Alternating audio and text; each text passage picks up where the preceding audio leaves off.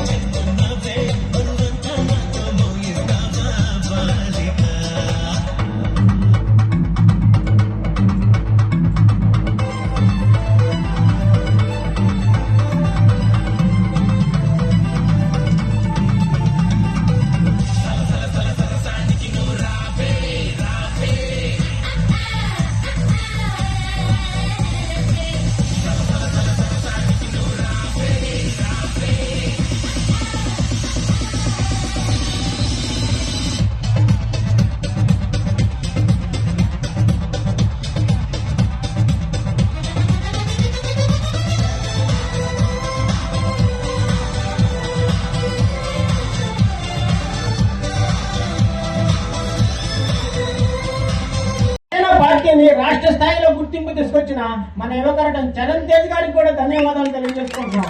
అట్లాగే ప్రముఖ వ్యాపారవేత్త మన కులం కష్టం వస్తే మనందరికీ తోడుగా ఉండే మనల్ని సుబ్బారావు గారికి, అలాగే పానగాల రాంబాబు గారికి, తదితర పెద్దలందరికీ, కుల సంఘ నాయకులందరికీ కృతజ్ఞతలు ధన్యవాదాలు తెలియజేసుకుంటున్నాం. మనం ఈ సంఘాలు ఏర్పాటు చేసుకునేది దేనికంటే మన ఐక్యత కోసం, మన మనుగడ సాధించడం కోసం.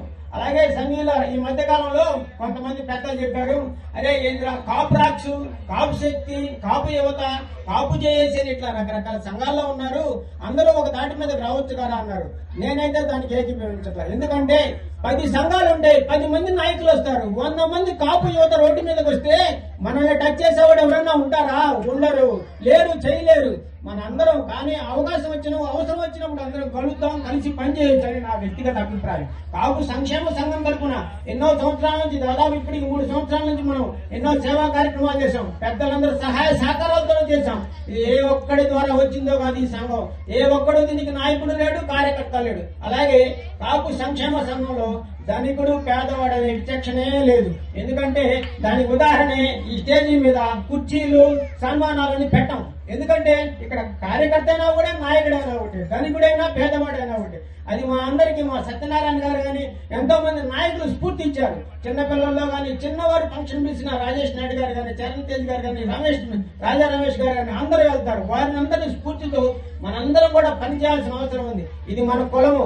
మనము ఈ కుల సంఘం దాటి బయటకు వెళ్ళిన తర్వాత ఎవరి వ్యక్తిగత ఎజెండాలు వారు పనిచేయొచ్చు. కానీ కుల సంఘంకి వచ్చినప్పుడు మన కులనాడుగా, కులశక్తిగా పనిచేయాల్సిన అవసరం ఎంతైనా ఉందని ఈ సందర్భంగా తెలియజేసుకుంటూ, మన ఆహ్వానాన్ని మన్నించి వచ్చిన పెద్దలందరికీ కాపు సంక్షేమ సంఘం తరఫున కృతజ్ఞతలు తెలియజేసుకున్నాం. అట్లాగే